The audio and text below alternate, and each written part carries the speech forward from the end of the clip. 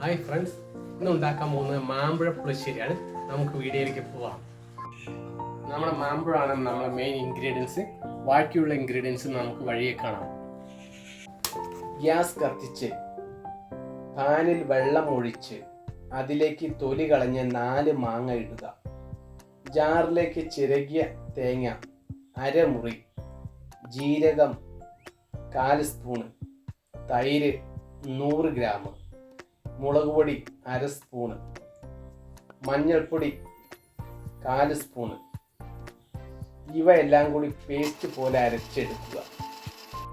മാങ്ങ പാനിൽ ഇളക്കി മറിച്ചിട്ട് വെന്തതിന് ശേഷം നെയ്യൊഴിച്ച് ശർക്കര ഉരുക്കിയ ലായനി ചുറ്റും ഒഴിക്കുക.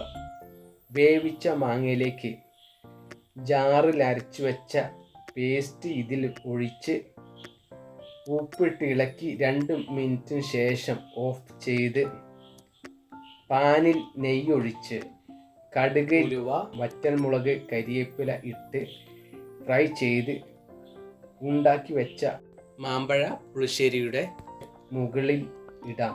ഇതോടുകൂടി മാമ്പഴ പുളിശ്ശേരി തയ്യാറായി.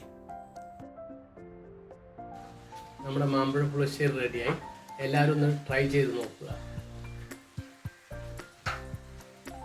വീഡിയോ ഇഷ്ടമായ ലൈക്ക് ചെയ്യുക, ഷെയർ ചെയ്യുക, സബ്സ്ക്രൈബ് ചെയ്യുക. വീണ്ടും അടുത്ത വീഡിയോയിൽ കാണാം.